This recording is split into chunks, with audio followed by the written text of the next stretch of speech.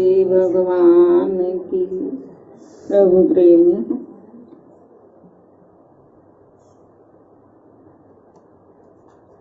महापुरुष कहते हैं, एक भरोसा, एक बल, एक आस विश्वास, शांति मोहन सदगुरु चरण, चातक तुलसीदास।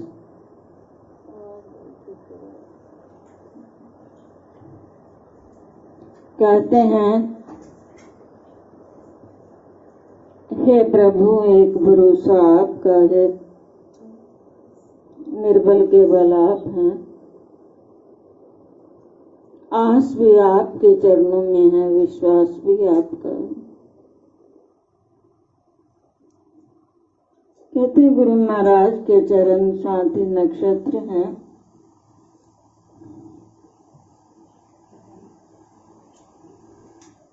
और तुलसीदास चातक पक्षी है।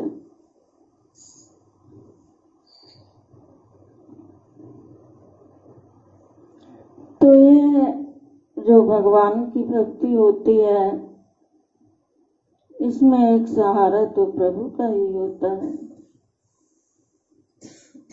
जो प्रभु को छोड़कर और सहारे देखता है, श्री राम भगवान भी रामायण में कहते हैं, उसका विश्वास ही क्या है। जो मुझे छोड़कर और सहारे देखता है, जो दुख में, सुख में, हानि में, लाभ में, यानी जीवन में कोई भी परिस्थिति आ जाती, जीवन है, परिस्थितियां तो आएंगी। ऐसा हो नहीं सकता कि राम भगत के जीवन में परिस्थितियां ना आए, सबके जीवन में आती हैं। अब कबीर जी थे तो कितनी परिस्थितियां, कितनी चुनौतियां आती हैं उनके जीवन में, और एक राम भक्त ने हर चुनौती का जो उत्तर देना होता है वो धर्म पूर्वक देना होता है। कुदरत वाला उसको समझाता है और बताता है। अंदर ही तो वो बैठा है प्रभु, कहीं बाहर थोड़ा ही है। इधर चुनौतियां आ जाती हैं और इधर श्री गुरु महाराज जी अंदर बैठे बैठे समझा देते हैं, बेटा इस सवाल का जवाब ये है, बेटा इस सवाल का जवाब ये है। तो प्रेमियों, जो जीव घर बार छोड़ देते हैं, माता पिता को छोड़ देते हैं, बहन भाइयों को तिलांजलि दे देते हैं, जिनका अपना कोई नहीं होता, उनके भगवान होते हैं। एक महापुरुष कहते हैं ना, जो प्रभु के लिए घर बार छोड़ते हैं, माता पिता को छोड़ते हैं, सुख समृद्धि को छोड़ देते हैं, वो सारा कुछ उसे 1 गुना छोड़ता है, उसे 10-10 गुना मिलता है। उसका मान सम्मान भी होता है, उसके बन भी जाते हैं, क्योंकि ये नहीं है कि जीव संसार का त्याग कर दे। तो मन से त्याग करना होता है, तन से तो बर्ताव करना होता है। ये भक्ति बड़ी अनोखी है, इसमें जीव ने अपना भाव, आपा भाव गंवाना होता है, और सब कुछ गवाकर सब कुछ पाना होता है। भजनों में भी गाते हैं ना, मन सांवरे नु किस तरह पाईदा, पहला अपना आप गवाएगा। मन से कहते हैं, मन उस सांवरे को, उस प्रीतम को कैसे पाया जाता है, तो आगे से जवाब मिलता है कि पहले अपना आप गवाया जाता है। आप गवाइए ताशो पाइए, अवर कैसी चतुराई। कहते ये चतुराई से काम बनने वाला नहीं होता। कहते फूल कहता मैनू माली ने तोड़िया, मैं तो फिर भी कुछ नहीं बोलिया, सुई धागे दे नाल परो लिया, हार बन के शाम गल पाई दा। अब फूल को तोड़ देते हैं उसको पिरोते हैं, एक एक फूल से सुई गुजर कर जाती है अवता का, तभी तो वो हार बनता है। हार बन के भगवान के गले में, कंठ में शोभायमान होता है। अब फूल कहे मुझे मत तोड़ो, मुझे मत पिरोवो, तो वो भगवान के गले में शोभायमान नहीं हो सकता। दूध का भी यही हाल है। दूध कहती मुझे बिलोया, मुझे जमाया बिलोया, फिर मैं मक्खन बना और फिर मेरा भोग लगा।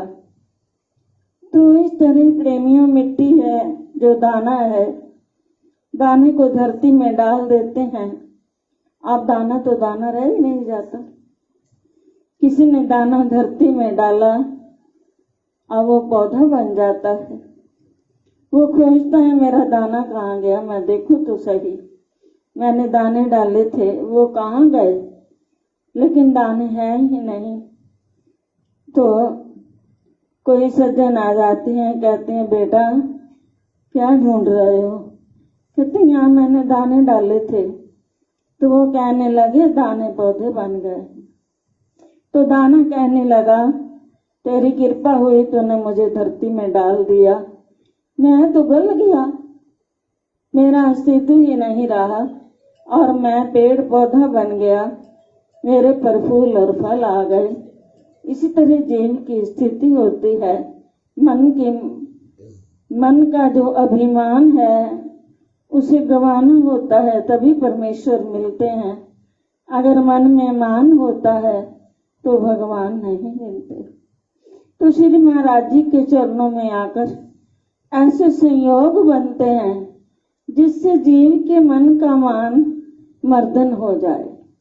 क्योंकि गुरु महाराज जी चेकिंग करते रहते, हर वक्त अंदर बैठे बैठे जीव को चेक करते रहते हैं, कहाँ पर इसके मन में मान आ गया है, कहाँ पर ये अभिमान कर रहा है, ये मेरी सेवा करता है, ये मेरी भक्ति करता है, ये सिमरन करता है और फिर ये मान करता है। अगर ये मान करता है, अभिमान करता है, तो इसका सेवा सिमरन सारा व्यर्थ हो चला जाएगा। इसलिए मैं इसके मान को तोड़ कर चलूं। तो जगह जगह श्री गुरु महाराज जी ऐसे संयोग बनाते चले जाते हैं। श्री गुरु महाराज जी के साधु थे, अब वो सेवा गिन रहे थे। जब सेवा गिन रहे थे तो श्री नंगली निवासी भगवान आवाज लगाते हैं, स्वामी जी स्वामी जी। शायद अजूनियानंद जी नाम था। तो स्वामी जी अब पैसे थे, एक दिन छोड़कर सोचते हैं कैसे चला जाऊं, इनका ध्यान करके इनको समेट कर ही तो जाऊं। अब मन है, क्या पता मन में क्या भाव था। तो जब ऐसा हुआ तो श्री गुरु महाराज जी ने बुलाया। जब वो आए या बुलाया तो श्री महाराज जी फरमाते हैं, बेटा क्या कर रहे थे? कहते गुरु महाराज जी मैं ना सेवा गिन रहा था। कहते फिर सेवा गिन ली? कहते गिन ली। रख ली? रख ली। कहते ले आओ। अब वो सेवा मंगवा लेते हैं, कहते इसको आग लगा दो। अब स्वामी जी सोचने लग जाते हैं, इतनी सारी सेवा है, मैं इसको आग लगा दूंगा तो मुझे दोष लग जाएगा और गुरु घर का नुकसान कितना हो जाएगा।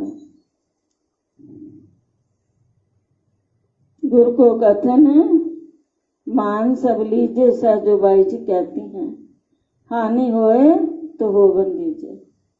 कहते गुरु महाराज के वचनों को मान लो सारे। जो गुरु महाराज, सबसे बड़ी भक्ति तो यही है, वचन पालन की। खाते पीते सोते जागते उठते बैठते वचनों में अपने मन को लगाना।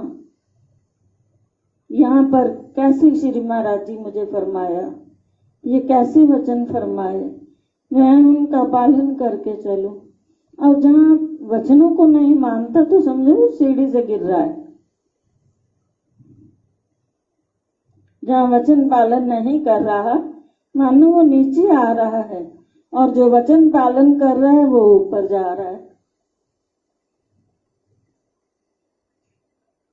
जो वचन पालन कर रहा है वो भगवान की भक्ति में ऊंचा जा रहा है, जो नहीं करता वो नीचे आ रहा है। अब हमने तो ऊंचा जाना है, नीचे थोड़ा जाना है। गुरु महाराज जी के वचन तो सबके हृदय में समाये हुए, एक एक वचन जिन्होंने श्रवण किए हैं अंदर रस घोलते हैं।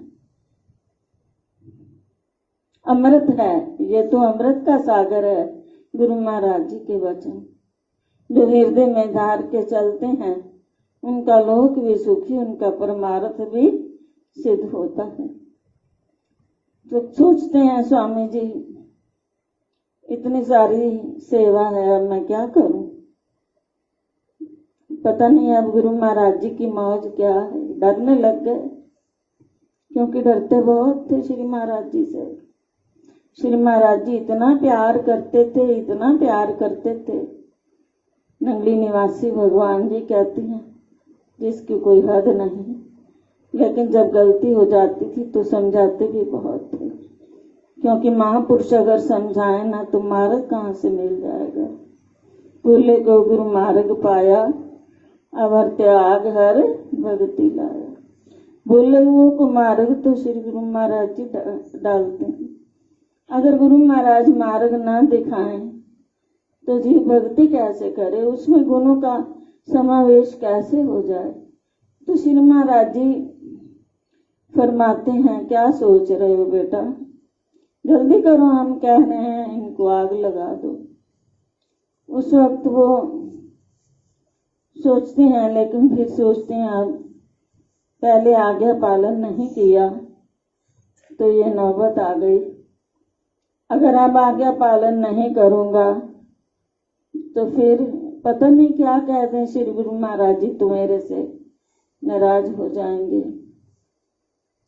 और कहते हैं जिन्होंने मुर्शिद रुस जाते ना उनकी तो तकदीरें खराब हो जाती, जिनके गुरु रोज रूठ गए उनकी तकदीरें खराब हो गई। उस वक्त वो सोचते हैं, अच्छा गुरु महाराज जी मुझे समझ तो इतनी नहीं है, मैं क्या करूं, इनको आग लगाऊं या ना लगाऊं, मेरी गलती माफ कर देना प्रभु। मन में प्रार्थना करते हैं और उसको आग लगा देते। श्री महाराज जी फरमाते हैं, बेटा इस झूठी माया के पीछे, धन के पीछे तुम्हारे मन में मैं बुला रहा हूं, भाई आओ मेरी बात सुनो, और आप इस माया के पीछे मेरी बात ही नहीं सुन रहे। आज ये माया आपको इतना भटका रही है, आगे चलकर कितना भटकाएगी। तो उस वक्त चरणों में गिर जाते हैं, क्षमा याचना करते हैं, प्रभु मैं ना समझ हूँ, बुल्लनहार हूँ, अवगुणहार, पापी और अपराधी हूँ। मैं नहीं जानता कि भक्ति की रीति क्या होती है। मेरे से बहुत बड़ी चूक हुई है, दया करें और मुझे क्षमा करें। तो श्री गुरु महाराज जी तो दयावान थे, उन्होंने क्षमा कर दिया और समझाया, बेटा भूल कर भी वचनों का पालन, कभी ऐसा न सोचो कि मैं वचनों का पालन न करूं। जहां तक हो सके प्रयास ही तो करना है इंसान ने, ये सबसे बड़ी साधना है। तो प्रेमा भक्ति का मार्ग बड़ा ऊंचा है। सदगुरु के बिना सहारा देने वाले संसार में कोई नहीं होते। प्रभु देते हैं सहारा, तभी हम जीवन व्यतीत करते हैं, हम भौतिक सुखों को भी प्राप्त करते हैं, हमारा परमार्थ भी सिद्ध होता है।